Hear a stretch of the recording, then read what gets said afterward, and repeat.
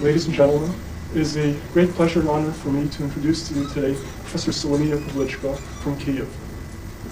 Professor Pavlychko works at the Ukrainian Academy of Sciences in the critical theory of literature department, and her interests are very wide. Her thesis was called The Transcendental Poetry of American Romanticism, and has subsequently been published as a book. She has written many articles on authors such as T.S. Eliot, Yeats, Dickinson, Emerson, Iris Murdoch, among others. She also is active in translations, and most recently has translated D.H. Lawrence's Lady Chatterley's Lover into Ukrainian, which I understand caused quite a stir in the government of Ukraine, in the parliament, I mean to say. She has also translated Lord of the Flies and a Canadian children's book by Grey Owl called Sajin and Her Beaver People. She also does a lot of work in Ukrainian literature. Today's topic is, as advertised, feminism and nationalism in Ukraine. And feminism as a movement still probably has a bit further to go in Ukraine than it does here, but from what I understand, great strides are being made there. So I'd like to present my question. First of all, I like to express my gratitude to Professor Perestroika who invited me here, and I'm very happy to come to Ottawa. This subject is very interesting for me, though it's not my field, literary scholarship, but the situation in our country, in Ukraine, in the Soviet Union, is like that we are pushed by life to some absolutely different things we were trained to do or started to do some 5 or 10 years ago. So, feminism and nationalism. In October 1990, the Second Congress of RUH, the main opposition force in Ukrainian politics, took place in Kyiv. It changed the name of this mass organization, which we then had from 5 to 6 million members. The Ukrainian People's Movement for Perestroika, or Perebudova in Ukrainian translation, became the People's Movement for Revival of Ukraine. There is nothing to restructure, proclaimed the Congress. We must start building the new democratic Ukraine. What will be the role of women in the new Ukraine? What has it been in the Ukrainian SSR for 72 years? Are there any changes in women's life, self-understanding and social status comparable to the radical changes in the society at large? Do women plan to influence the political and social life of their country? And how will they formulate and protect their own interests? It may seem that in Ukraine now, nobody is really interested in answering these questions, even women themselves. Women's studies does not exist as a scholarly discipline. Everything concerning women is traditionally treated as secondary. Sociological investigations among women or concerning women's issues were never carried out in Ukraine. An independent women's movement is only just emerging, and it doesn't yet have either a formulated feminist ideology or really strong leadership. The life of women in modern Ukrainian society is unenviable and brave, and the attitude towards women is abnormal. They never tasted the fruit of the equality of sexes under socialism proclaimed by all the 3 Ukrainian constitutions adopted during the 70 years period of socialism. The alleged constitutional equality, actually underpinned on economic exploitation, easily proved by statistics. The numerous state laws protecting women and forbidding them to work at night or in dangerous industries were never fulfilled. Their rights as mothers are protected mostly on paper. So the majority of Ukrainian population, 54%, is women. 51.5% of workers and office workers in Ukraine are women. A total of 35.7% of women are engaged in heavy physical labor. Millions of women are working in conditions that violate the labor code, and 25% of women in Ukraine work in conditions dangerous for their health. Every third woman in the Ukrainian industry works nights. For hard physical labor, women receive wages from 25 to 30% lower than average. The situation is similar in other Soviet republics, though certain negative phenomena are highest in Ukraine. Soviet Ukrainian society is structured with dual role for women. One is that of a woman as a worker in a plant or a collective farm, usually for a small salary. The other as a housekeeper at home and a mother responsible for feeding and bringing up children. Women were never admitted to the economic or political elite in this society, and they are not admitted now. Actually, the Soviet state inherited the system of feudal bureaucracy that never accepted women.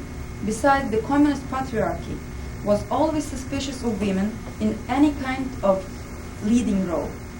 The number of women among the supervisory personnel of plants in the USSR is very small, 12%. On January the 1st, 1990, only 5.3% of women worked as directors in Ukrainian industry and agriculture.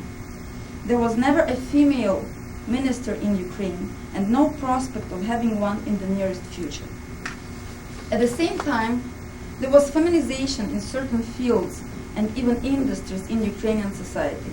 For instance, 80% of school teachers and cultural workers in Ukraine are women. The reason is obvious. For decades, the job of a school teacher was treated as secondary and the salary was low.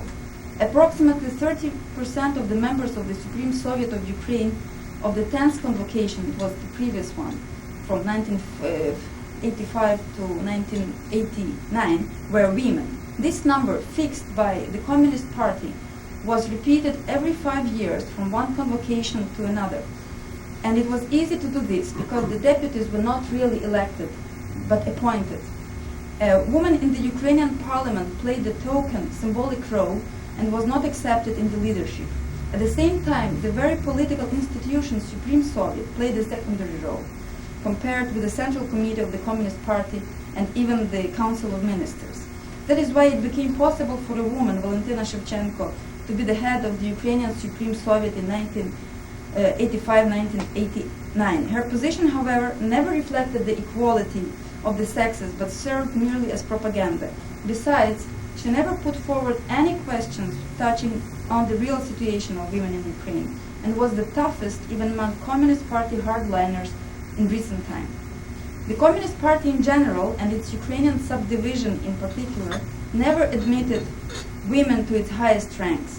The participation of women in various elected party organs was strictly regulated and also approached 30%.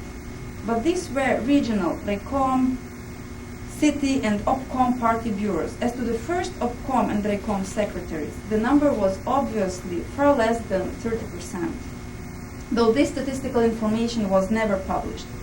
Besides numerous psychological cliches, norms of social behaviors and social roles, political and popular culture, the literature and art, from elitist painting and poetry to the street poster and dirty anecdote, reflect the deeply rooted misogyny and sexism of the modern Ukrainian society.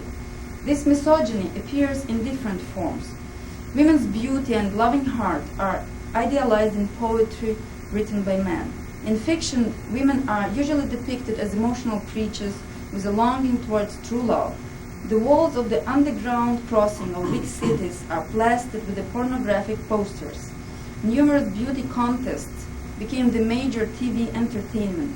Among the new subjects of the political rock music, children left by their mothers in orphanages. Fathers, by the way, are never mentioned.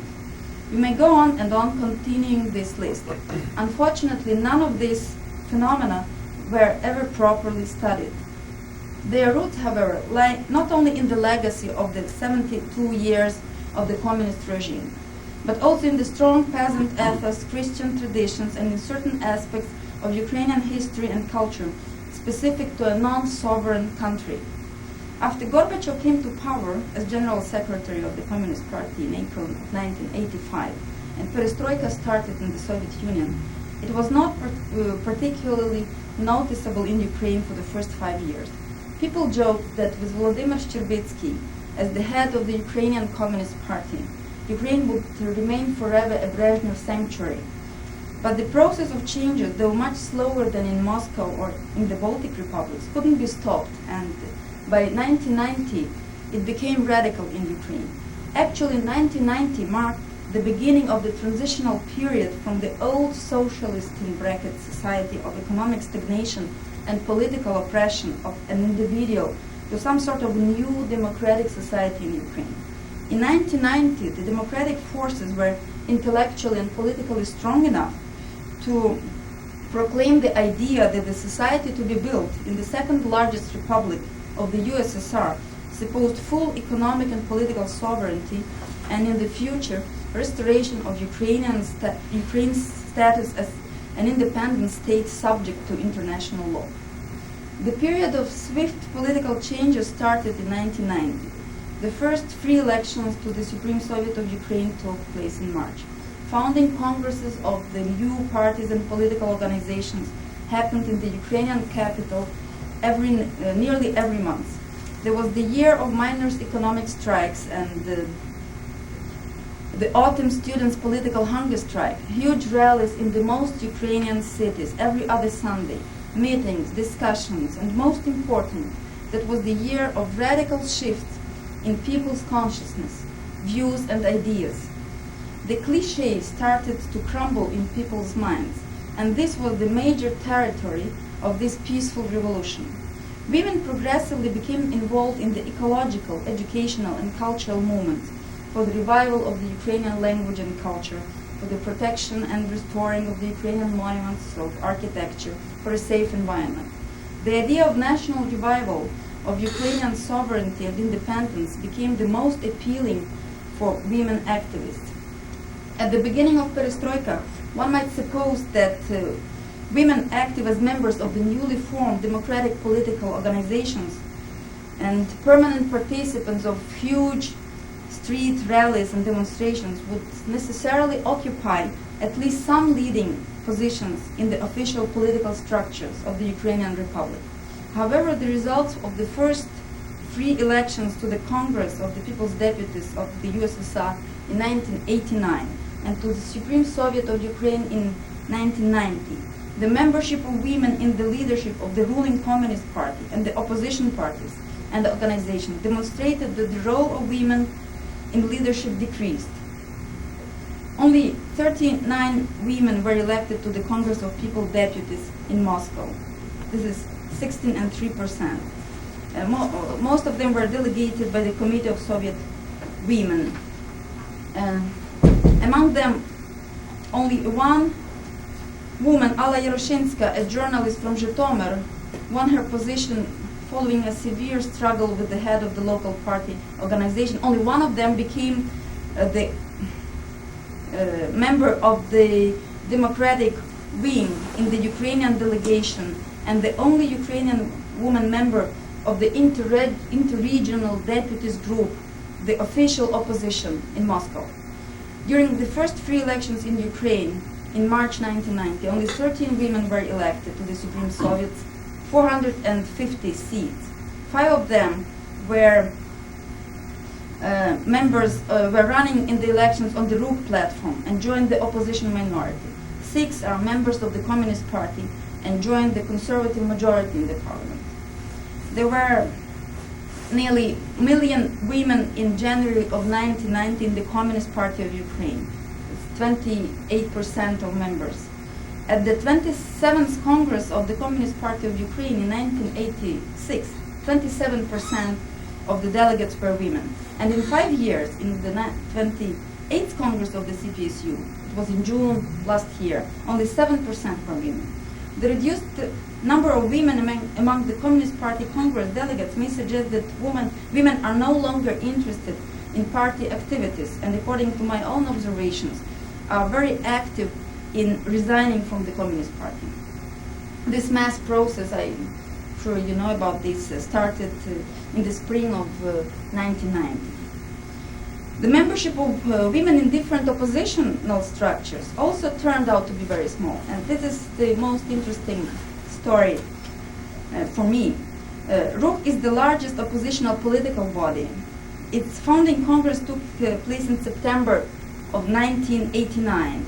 At the founding congress, there were only 8% of women delegates. Not a single woman made a speech or participated in a discussion, and only 3 women were elected to the executive bodies, along with 45 men. The coordinating council of the Kyiv regional organization also consisted of 75 men and 5 women. At the second Congress of RUK last year, there were 10% of women out of more than 2,000 delegates, but only 2 women speakers spoke at the Congress. I don't mention those women who addressed the Congress with greetings, primarily the chairwomen of different immigration women organizations. So the Congress elected the central leadership of RUK, and there were again only 2 women in it. So the membership of women in parliament and the delegates of recent Communist Party Congress and 2 RUK Congresses show they were not able to compete successfully with men in any kind of free elections, to a Soviet of any level, or to a party conference of any level. Oppressed economically and politically for decades with their double burden as professionals and housewives, Ukrainian women were not ready to compete with male politicians, and society didn't encourage them in such competitions.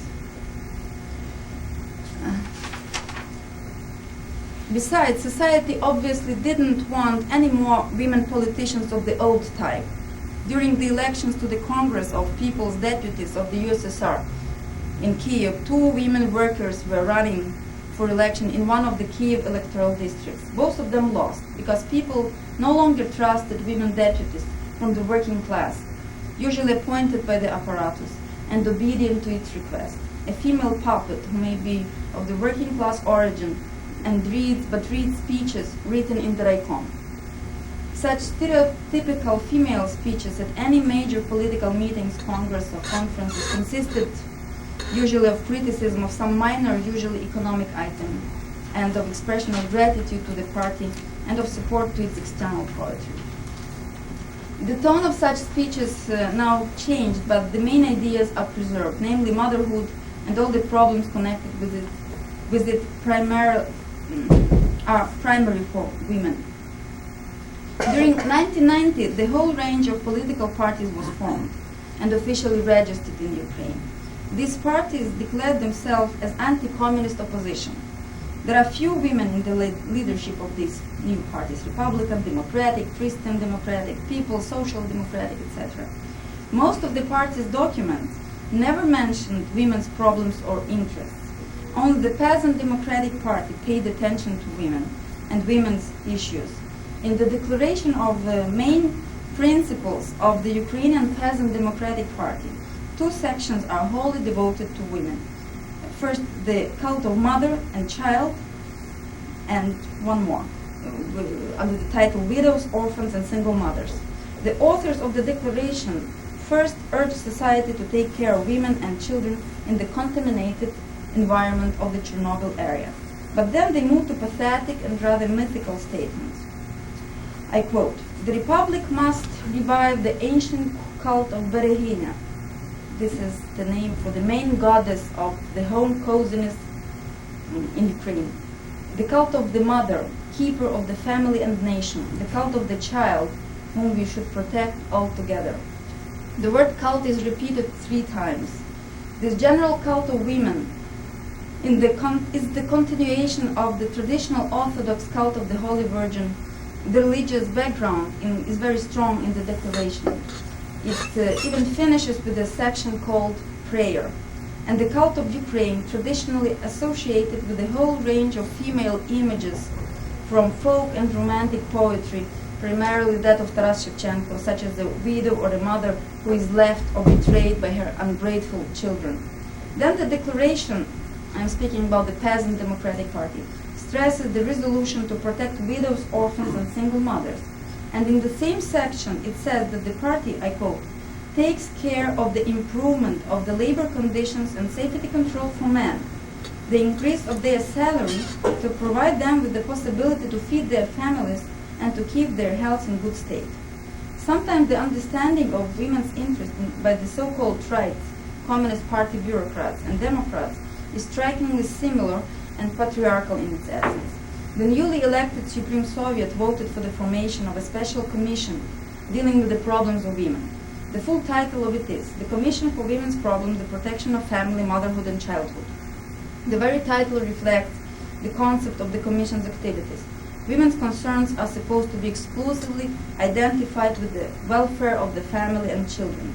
Though communists speak about the abstract Soviet family, nationally conscious peasant Democrats are concerned with the genuine Ukrainian family.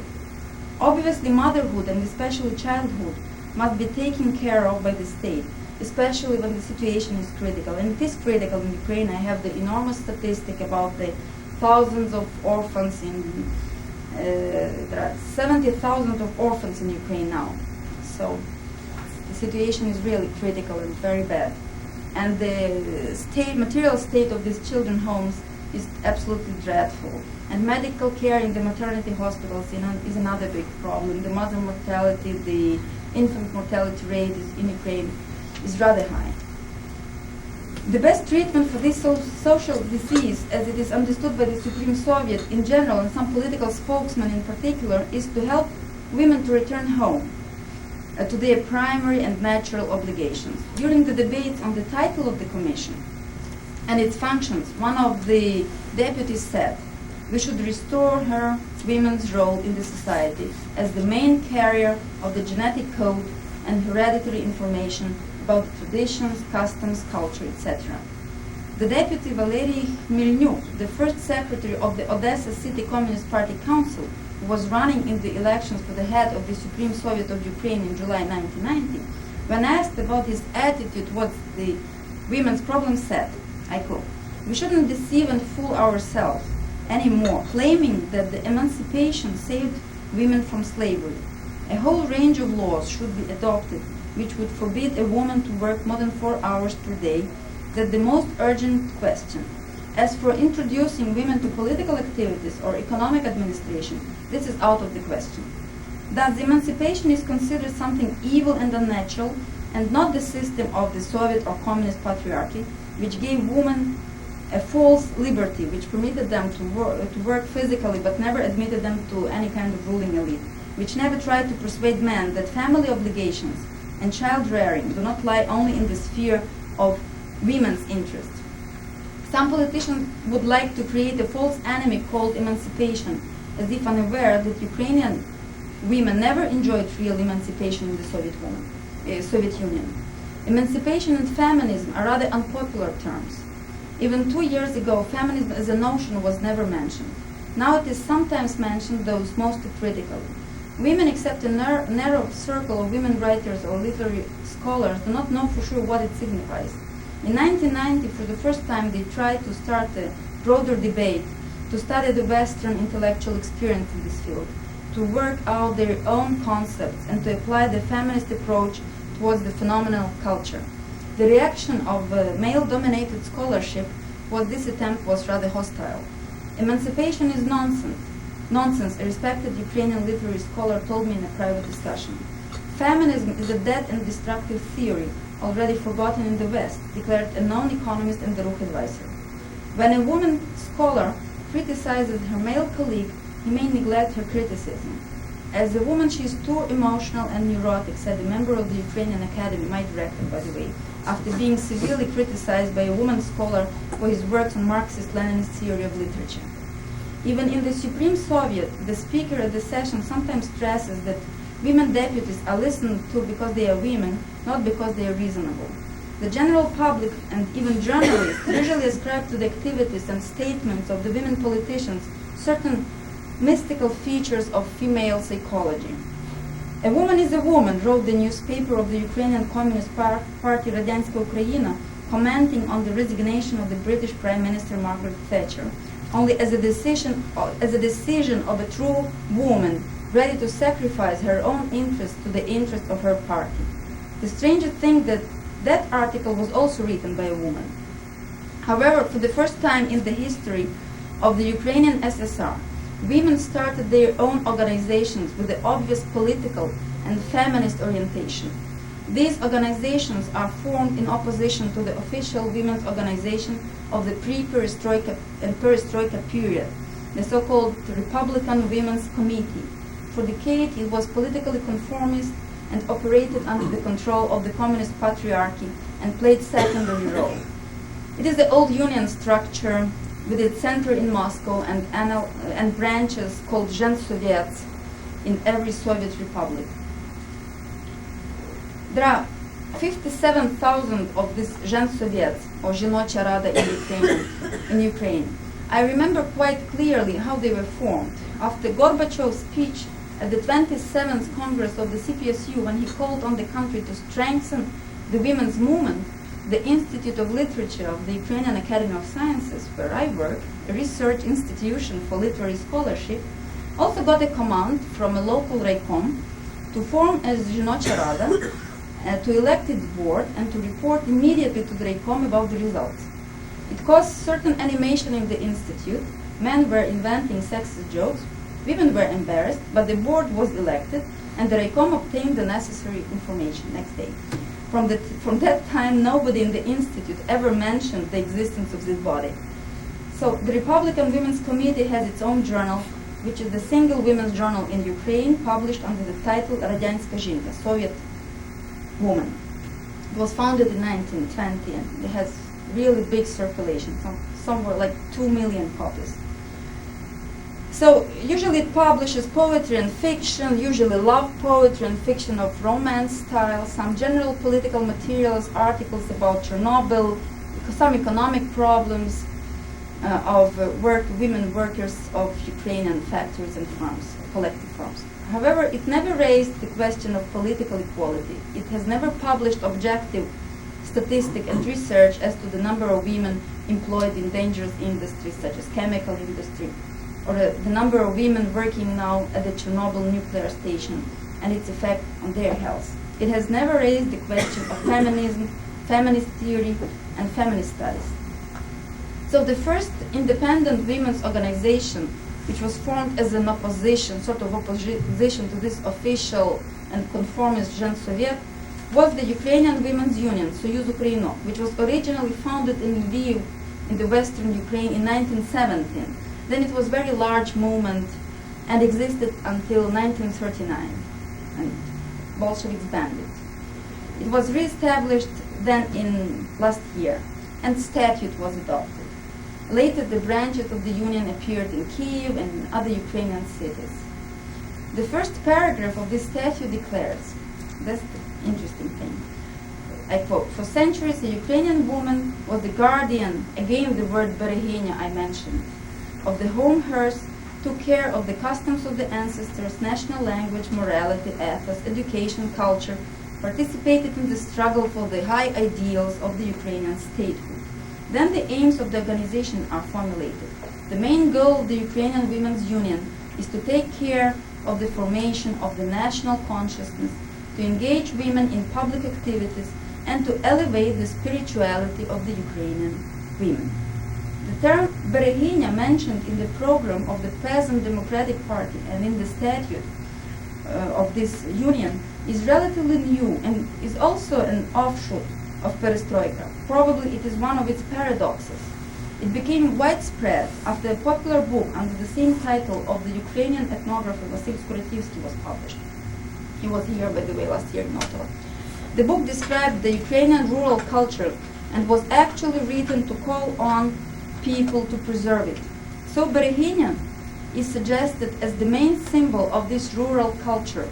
The home hearth itself, the peasant house with all its attributes, towels and pillows with embroidery, handmade rustic furniture, rituals of rural holidays, folk costumes, etc. A woman singing folk songs, sewing a folk blouse, teaching the same her daughter and granddaughter, is the center of this idyllic world of the lost and adored past. The paradox of these books and of the whole range of similar publications consists in the fact that the salvation of the rural culture, which is considered identical with the whole national culture as such, means restoring its peasant patriarchal structures.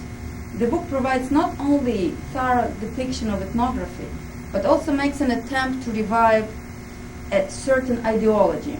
the author often scolds modern Ukrainian women for not being able to sing a folk lullaby or to embroider a towel, reproaches them for preferring modern rock music to a folk song.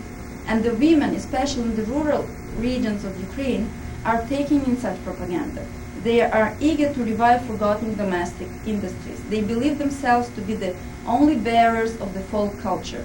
They come to their meetings wearing folk costumes, though most of them do it now to show that they are able to make a costume themselves, but to confirm their willingness to struggle for the Ukrainian cause.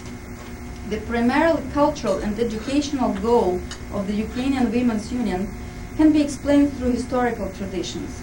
The modern Ukrainian Women's Union, in certain respect, became a successor to the pre-war union and to the movement of Galician women from the 1990s, with all their ideals and contradictions. American historian Marta Bohachevska-Homiak analyzes them in her book, Feminists Despite Themselves, Women in Ukrainian Community Life, 1884-1939. The main dilemma of the movement, of that movement, is reflected in the title of the book. The activists of the first Ukrainian women's groups usually denied the fact that they were feminists, subordinated their interest in the struggle for their rights to the general cause of the Ukrainian nation. Thus, the family never became an object of their criticism. On the contrary, it was viewed as the institution which deserved strengthening, a sort of national opposition. One can speculate that while for the Europeans and the Russians, I'm quoting Marta Bohachevska, and the Russians, the family was seen as the extension of the state power, for Ukrainians, as for some other subject nationalities, the function of the family was perceived as the preservation of the cultural autonomy of the nation against the encroachment of the state. Just recently, when national culture was threatened by Russification, family remained the only refuge where parents taught their children the national language, traditions, and even religion, in case of unions in the Western Ukraine. At the same time, with Perestroika and the creation of different cultural societies, such as the Taras Shevchenko Society of Ukrainian Language, women faced the necessity to formulate their own sphere of interest and values outside the domain of the family. More and more often they rejected the very idea of traditional peasant family subordination, women to men, young to old, children to parents. These two tendencies in the new women's movement in Ukraine, the emerging feminism and national self-assertion, which sometimes go along with the protection of traditional values, are reflected in the first issue of the new women's newspaper Halichanka, a Galician woman, published in Lviv.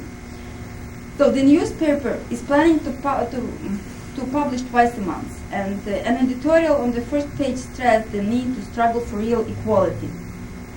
But the last page gives recipes for good housewives. A picture of a smiling young woman in a national costume is on the cover. The traditional image of a Ukrainian woman, often publicized by most Ukrainian journals, is also promoted here. So in February 1990, another group was formed. It was the group which is called the Women's Community of Rukh, Жіноча громада Руху. It began its activities stressing the ecological problems in Kyiv. The main task was to organize women's effort to save children from the Chernobyl zone, from the damaging effects of radiation. So they organized lectures on radiation problems. They helped to organize the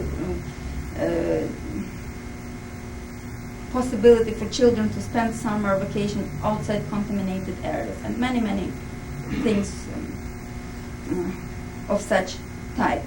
And then the women's community of Rukh supported all political initiatives of the democratic forces. At the same time, the weakest item of the ideology of the group concerned the women's interests themselves. While the political aspect was quite clear from the beginning, the feminists remained vague. There were continuous debates in the group about the future activities, and some of the activists and even ideologists of the community believed that women should be politically active only during the period of unrest in the country, or in the present times, but in the future, when the goals are fulfilled and Ukraine is independent from the Soviet Union, women should return home to fulfill their primary maternal obligations. though a minority in the group believed that women needed equal positions in all spheres of political and social life.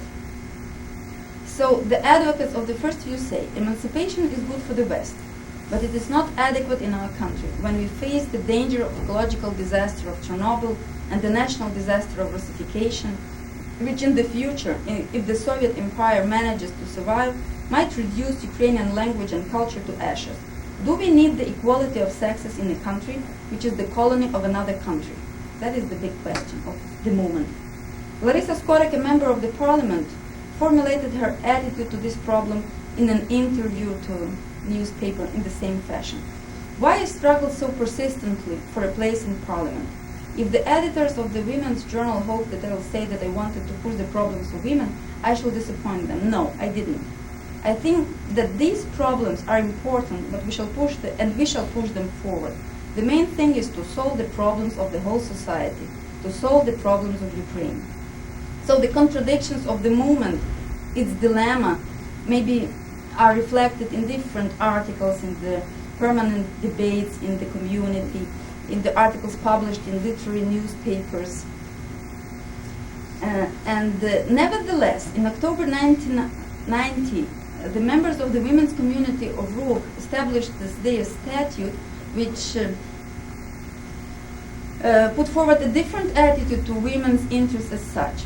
I quote, "The women's community of Ruk calls on women to reject the patriarchal values of the past, to fight for genuine equality of women and men in society, in guarding the home hearth and bringing up children, and in the political and social activities. The traditional patriarchal division of roles already brought and will bring again the devastating results to the whole Ukrainian society." So the debate caused at last such ideas in the statute. And the most interesting organization in Ukraine now is the Organization of Soldiers' Mothers. This organization from its inception became the most politically powerful women's group. At the beginning, the mothers, not parents or fathers, of soldiers who died or were killed in the Soviet army, contacted one another to demand investigations and trials. And then the mothers of soldiers who didn't perish but were, for example, beaten by their officers or served in regions of national conflicts in the Soviet Union, like the Central Asian republics, also joined the movement. Mothers started to demand that their sons serve only on Ukrainian territory. Students who were on hunger strikes included this in their own package of demands. And after the long debates in the Supreme Soviet from June until October 1990, several laws were adopted. The founding Congress of the Organization of Soldiers' Mothers took place last year in Zaporizhia. Its resolution appealed to the Supreme Soviet of Ukraine not to sign the new Union Treaty, to form the Ukrainian National Armed Forces on the professional basis, and to recruit citizens to the divisions of KGB and Ministry of Interior strictly on a voluntary basis. These and 14 other demands are also political in essence and not feminist at all. The soldiers' mothers demanded the formation of a special Supreme Soviet Commission to investigate the deaths of Ukrainian citizens while serving in the army. And the leader of the organization, the mother of two soldiers, became the head. And she was the member of the official parliamentary delegation of the Supreme Soviet of Ukraine at the negotiations between the Ukrainian Supreme Soviet and the Soviet Defense Minister Yazov.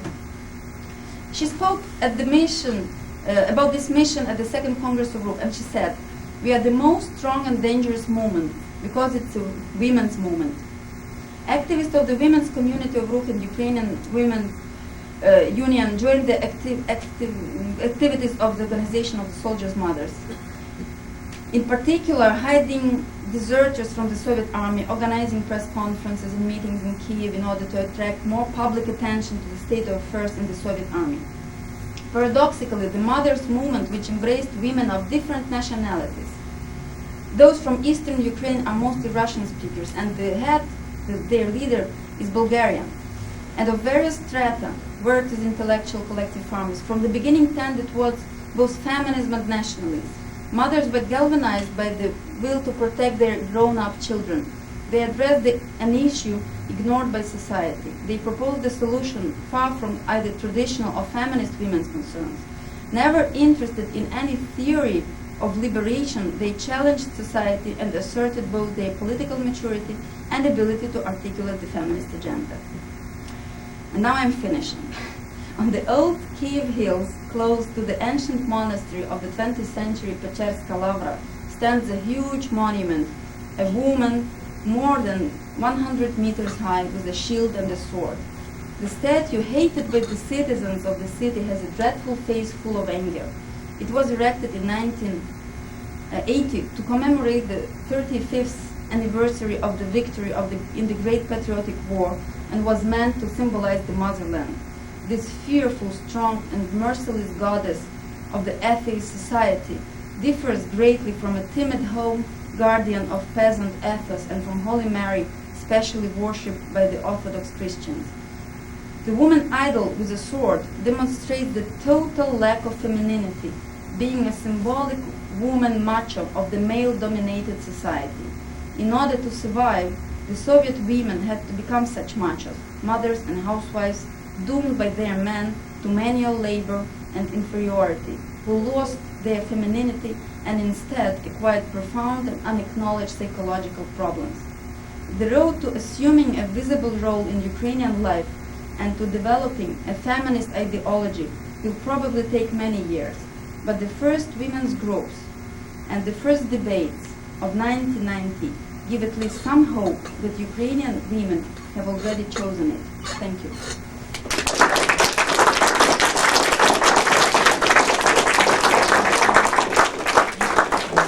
We have some time for questions, if you would have it. Please. Although your concluding sentence was rather optimistic, or a tiny bit optimistic, from the whole of your talk, I had rather the impression that, especially ideologically or in terms of ideas, there's no way out. Do you see a way out for Ukrainian women? And if so, what is it? That's the Or problem. do you see it, or rather, in a sociological sense, do you see it emerging? I see that you cannot live without any hope, because this is the hopeless society, hopeless and abnormal. I mean, the Soviet society in general, and whatever you touch, you feel this hopelessness, because when it will be normal, when we'll have just human rights, when the people would be fed, just have normal material life, and another question of just culture and civilization. Because for me, this question of equality and feminist self-assertion is the question of culture of the society. But I feel that last year I was absolutely hopeless. I didn't see any perspective, because women, they just didn't want even to talk about these things. But now the development is so rapid, is so progressive, so to say, that and the debate is rather fruitful. And I feel that in this general movement of the democracy, for national liberation, the feminist movement has its own good perspectives. That's my idea. Not a question, but two comments, really, that I'd like to juxtapose. There was a very high-ranking member of RU who came to Ottawa last year in the spring. And when I posed the women's question to him, why were more women not involved in RU, the response was, well, you're right, it would be nice to have something pretty to look at. And that certainly confirms the kind of misogyny that you're suggesting. The other comment is the fact that last year a book, perhaps one of our historians might be able to help me, a book came out by a Western social historian, a woman who wrote a book called, I think, The Soviet Woman, and I don't remember the author's name at this point, but she argues in that book that in fact the return to the family, which you mentioned, and the household hearth and so forth, is actually part of the women's emancipatory movement, that this is what women really want, which seems quite at variance from what you're saying, so I'd like perhaps you to comment on the latter. Yes, it's a paradox of all this perestroika. It's very complicated, all this period, because we had some sort of false emancipation. We permitted everything. Women were doing the most hard physical labor. So some of them feel that the best way is to return home. But I don't think this is a perpetual movement for a long time. It is true, but in big cities, in such as Kiev and Lviv, all these industrial cities, the idea is a bit different. They are returning to some sort of active social life, but on different foundation. It's my observation.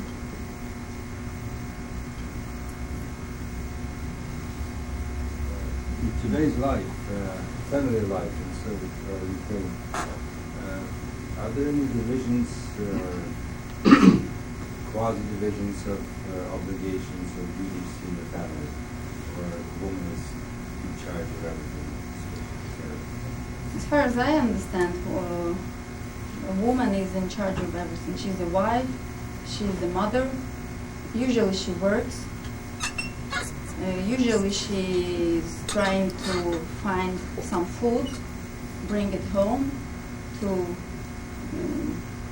feed children, and husband, who usually doesn't do anything at home. The husband? The husband, yes.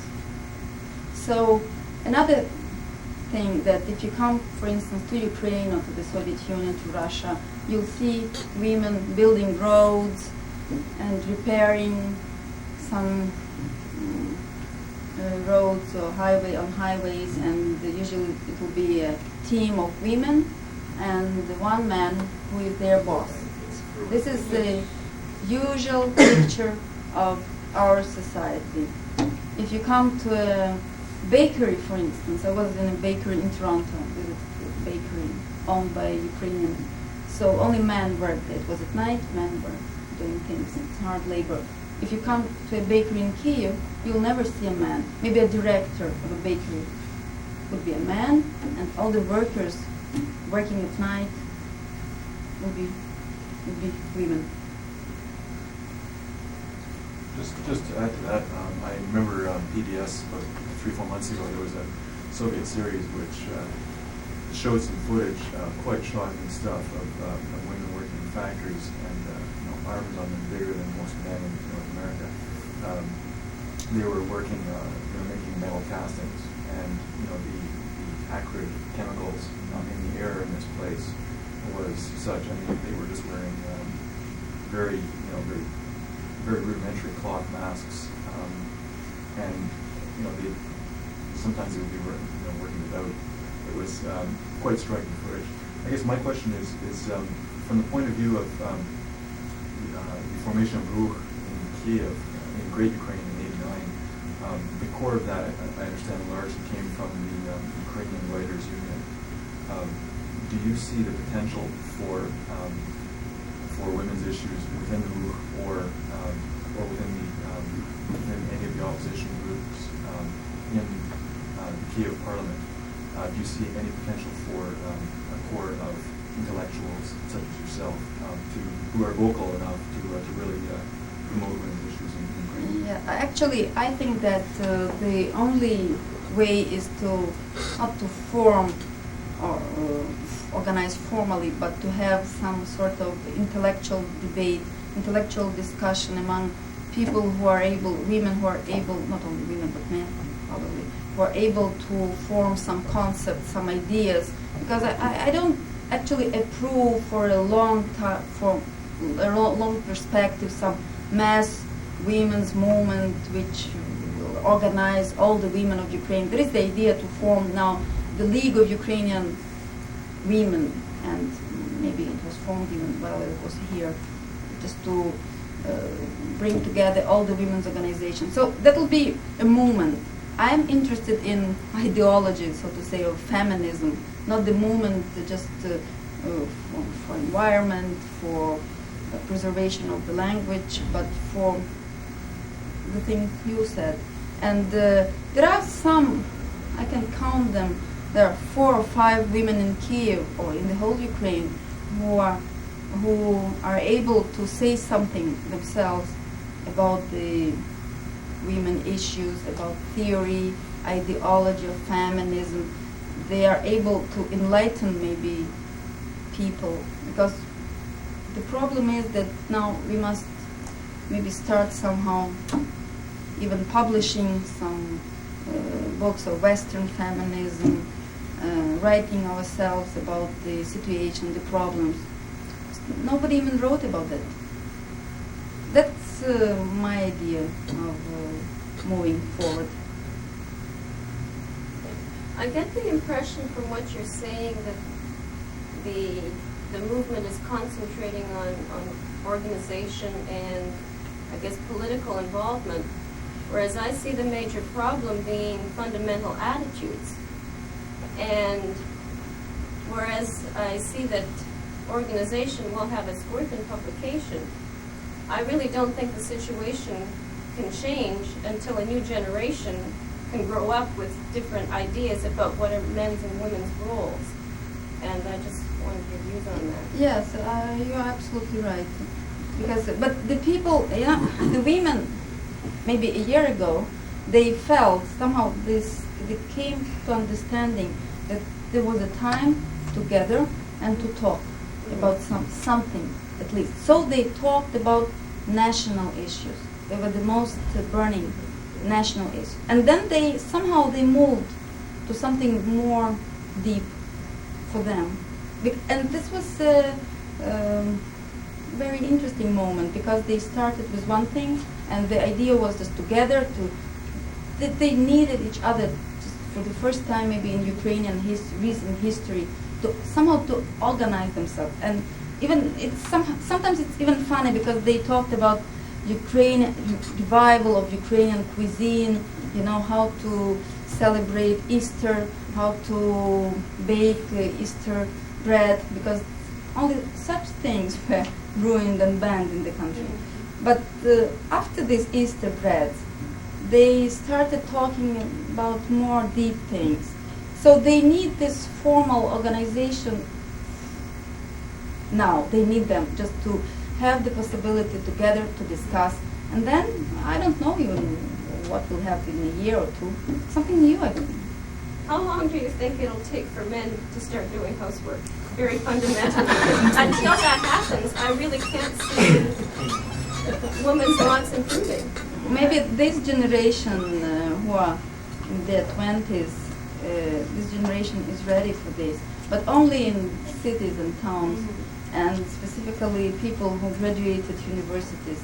They are quite ready. But as to the people of rural districts, I don't know. It seems to me that they live like in the 19th century. Though they have cars and fridges and TVs and VCRs, especially in the Western Ukraine, where the people are well off. But they don't have blenders or vacuum cleaners or anything, Yes, or washing machines that work. Yes, but usually a wife is doing everything, and she's subordinated. Do you see the role of education as having an impact on changing women? Like, I think the first change that has to occur is amongst women themselves. They have to demand different roles and opportunities to play different roles. But I'm wondering, as women become more educated, will not that raise their expectations of what they want out of life? Maybe they don't want to sit at home 90% of the time, or work for low minimum wages, come home and have another job, etc. I mean, what impact do you see as education having on women? I think that education may be the only way, because as I told, that 80% of school teachers in Ukraine are women. If these women were educated themselves enough to teach the young generation such fundamental things as equality, and bring up boys in a new way, it would be possible to do something. But the problem is that these school teachers are, though women, they have such ideas as girls are taught for being a wife, and boys are taught as a machos. But I think that education is the only way, actually. I attended a lecture by Henry Morgenthau on Canada's great abortion issue a week ago, and I guess his answer, and it was a huge turnout and most of the feminists attended that lecture, I think his answer, or at least what he proposed was that basically was that women must control their bodies. Are issues like that alive at all? I mean, abortion, Russia had a fairly liberal abortion policy. Are issues like that the kinds that concern you? That's yes, sure. Actually, in the Soviet Union and in Ukraine, the level of abortion was the highest in the world, as far as I remember. I don't know the exact numbers, but it's tremendous, and it's legal. Nobody is speaking about this thing this you have here in the States or in Canada. This pro-life. We don't have such movement. We have legal abortions from maybe 1957 or something. When Stalin died, the abortions were permitted. Because before, during the Stalinist period, the abortions were banned. And then they were permitted, and so every Ukrainian or Soviet woman has something like 7 or 10 abortions per life, something like that. This is the general statistics. And it's really dreadful, but there are so many problems with abortion. Nothing to do because we don't have contraception in the country, and they are just in the villages. They just don't know anything, and they are doing abortions all the time, and that's all. It seems to wonder that you're ahead of us here in Canada because we're still fighting for those abortion rights. Yes, we are ahead at something at least. With the rebirth of Ukrainian Orthodox Orthodox Church, and also in general larger growth in religious consciousness, are the churches taking a role in educating people or taking a stance on birth issues? Yes, not in birth issues, but it's really we have the period of revival of religion, different churches, especially Catholic in the Western Ukraine and Catholic Church. So I'm sure that in a year or so it will put this question forward. But now we have the different, the Sunday schools are opened everywhere in different parts of Ukraine, so it's really people who never had the Bible in their hands. Parents, they are taking their children to Sunday schools, and it's very popular. It's fashionable. It's it's even. I even cannot approve this because I think that it must be somehow personal, and now it seems that in our society we have it's necessary to go to the church, to bring your children to the Sunday school. And another thing that we have very strong feelings about the Russian Orthodox Church, because the Russian Orthodox Church in all this political situation became a sort of official church of the Communist Party. So the Orthodox Church is approved, the Russian Orthodox Church priests are always on TV talking to people and promoting their religious ideas. As to Muslims or Catholics or Protestants or Baptists, they are not in this similar equal position. So there are many complications in these religious issues, especially in Ukraine, where we have 3 denominations: Russian Orthodox Church, Ukrainian Orthocatholic Church, and Ukrainian Catholic Church. So they are perpetually struggling. But can you foresee that there will be that they will exert some influence on women's concerns? I am sure that they will. Even in the Western Ukraine, with the Catholic background and Catholic ideology, there are some women's groups of religious Catholic oriented, small groups. But I think that in the future they'll have a big influence. So I don't know whether we are moving forward or backwards. It's very difficult to say because Perestroika returned us to religion, for instance. It's free, but whether in Western Ukraine, for instance, nunneries are being opened all the time and monasteries. That's a good thing because they existed some before 1939. So it's absolutely inevitable that they must be open again. But this is the this spirit maybe not destructive, but very dangerous, especially in relation to feminism and to women's movement, independent women's movement, I think. Yes, please. At the end of the 19th century and the beginning of the 20th century, in Bohachowska-Chomiak and in Irena Knish, she argues that there are different attitudes to feminism, and she links certainly feminism to nationalism, shaping, say, Bulgarian feminism is non-existent, Ukrainian is quite strong, and Russian, again, is very weak. Do you see that kind of division today in attitudes to feminism, or is there a general Soviet anti-feminism, feminism? We don't have general Soviet. That's very interesting because we had boundaries, common communist state ideology, but there is a different situation in Ukraine and in Russia, for instance. They have the same spirit now for organizing some women's movement, and it's different in Moscow and in Leningrad even. And they have very religious trends in their women's movement. They have in Leningrad, it seems to me they have Circle Women and who are publishing in a journal, Mary, so specifically religious background and ideas. They have feminists, but very tiny, very weak feminist movement, just as we have in Kyiv. But it is emerging in Leningrad most of all, not even in Moscow. But they have different historical background, because in Ukraine, especially in Western Ukraine, it seems to me that it's very good tradition. We had a strong feminist movement, really feminist. The journals were published. The Ukrainian writers and intellectuals of the fin de siècle, they supported women's movement.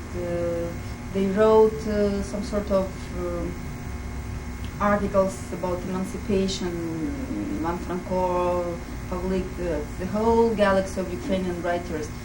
So they were included in this general European movement, which was in Great Britain, in France, and it was also in Ukraine. So Ukraine has deep traditions and deep roots, and it's possible to revive something or to take something from that background. And it was never studied in Ukraine, by the way. So it's another peculiar story that a historian in the United States wrote a book about Ukrainian women's movement, and in Ukraine it was never published, never reviewed even. And this whole subject in Ukrainian history or literary history is forgotten. Maybe only now it's time, I'm sure that it's time to push it forward, to write about these traditions. You mentioned that to change the status quo for women, the answer is education. And you also said that 80% of your teachers were women.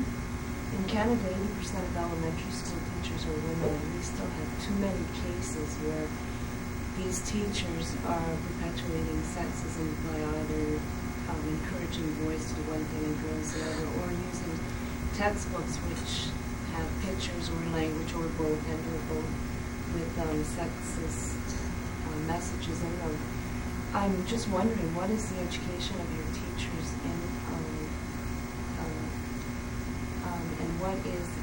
do they have training and or education in Ukraine? In Canada, they have such textbooks and encouraging boys to one thing and girls to another. In And It's we have all getting this- better. Yes, in Ukraine we have absolutely difficult situation because the same story. Though the teachers are women, they have this absolutely sexist attitudes, and they have even the culture, the folk culture, the whole range of Ukrainian proverbs, Ukrainian tales, folk tales, even some of Ukrainian songs. They are very misogynist. They are very sexist, you know. All these evil spirits, dragons, they are always women in Ukraine. Not always, but most of them. Baba Yaga, you know, Ukrainian, and not only Ukrainian, it's Russian also image. Then all these dreadful snakes. Snake Olenka is called Olenka. Olenka is Ukrainian, very nice Ukrainian name, girl's name. So Snake Olenka was trying to eat a boy, Ivasik Pelesik. So all this is, and now it's advertised, and children are taught and all the proverbs and tales, and we don't have any other attitudes. No, absolutely old. Are these teachers trained or educated? They are trained in the pedagogical institutes or at the universities, but you know we don't have neither women's studies nor feminism, just nothing. So they are trained just pedagogical sciences, and that's all. And they think that the best thing to now the feeling is that the children should be taught in a national way, national spirit. And this national spirit is also peasant spirit, and this peasant spirit is also patriarchal, very misogynist, very sexist. So It's probably mostly men that teach in that institution. yes. 80% So women. in order to do something, the whole field of scholarship must emerge and rewrite, reassert, redefine terms, notions, cultures.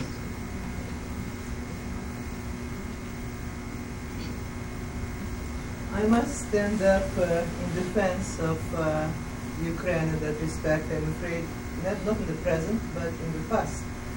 Until the total colonization of Ukraine by Russia, Ukraine was way ahead of all of Europe and of the Western world in general with respect to the rights of women.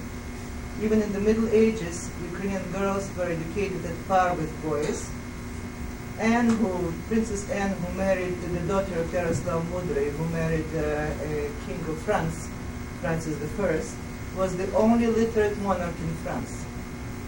And left journals in which she described how she was appalled by the lack of culture and filth and ignorance of West European royalties and upper class people, mainly, including men, not only women. I believe it was in the 18th century when the Patriarch of Greece has sent his envoy through what was known then as the civilized world to study the status of education. The envoy brought back particularly glowing reports from Ukraine. He was absolutely astounded to see that a very tiny proportion of the population was not literate. The literacy was extremely high. I can't vouch for the percentage now, but I believe it was in the low 80s. Literacy, not illiteracy.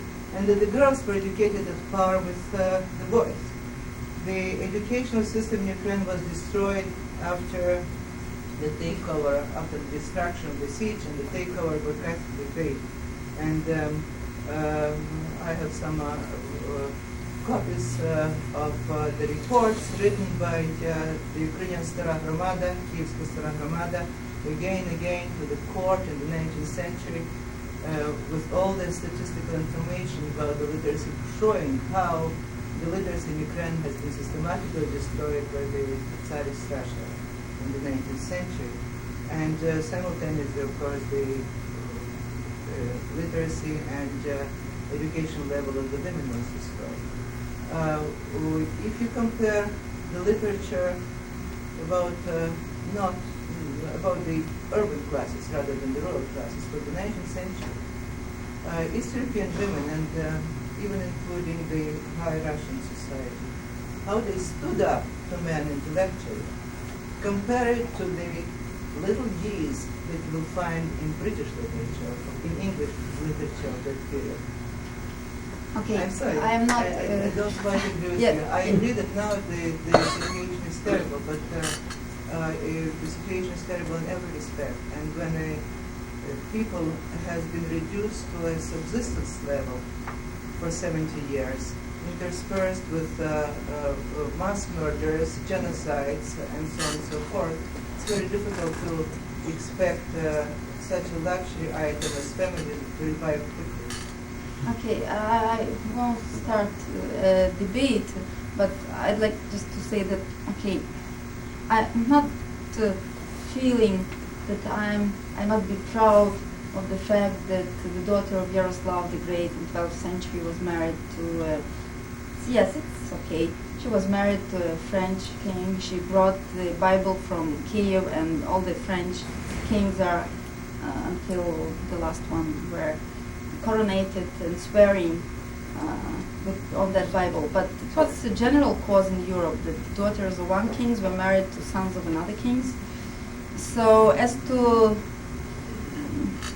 you may be pleased that one of them was from Kiev, but I don't feel that the Ukrainian culture or Ukrainian literature from the European perspective is more advanced in this field, in this debate, because there are French writers women writers in 15th century, when Ukraine was under Mongol this yoke, and in 19th century Ukrainian women, there are the whole galaxy of Ukrainian women writers, for instance, in 19th century, but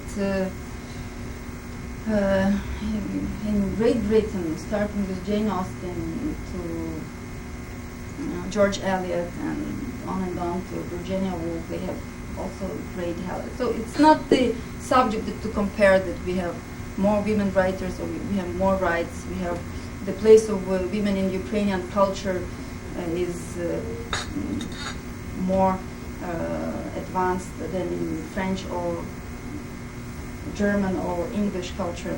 I think that there exists a sort of mythology that I am always having the same question, that there was a matriarchal state in Ukraine somewhere. I don't believe that it existed, and I know that anthropology proved that no matriarchy existed ever. And there is the idea that Ukrainian women, they played the great role in the society, but if you start analyzing the society of 18th century, 19th century, you'll see that the church was absolutely concentrated, was in the hands of men. Jurisdiction, teaching, then law, then what else? University teaching, and they were permitted actually to be only writers or singers or theater actors as Ukrainian women, though they did very much, and they were the best some of the best Ukrainian writers are women, but some of the best English writers are also women, and some of the best French writers are also women. So, but it's a very strange and complicated thing, and we mustn't soothe our pains remembering that somewhere 8,000 years ago there was a Ukrainian woman married to a French king, or that 500 years ago Ukrainian girls were taught at schools with boys. You know, I have another feeling that these universities were closed, and we never heard this permanent university tradition as in other European countries, and this all this situation with our northern neighbor Russia was so complicated. It's really very difficult, too difficult subject for this maybe discussion now. I'd like to thank you very much, Professor Pavlychko, for sharing your thoughts and concerns with us. And I'd like to thank you all for attending. And lastly, I'd like to thank the Department of Modern Languages and Literatures and the Ukrainian Studies and Research Foundations at this university for making this lecture possible. Thank you.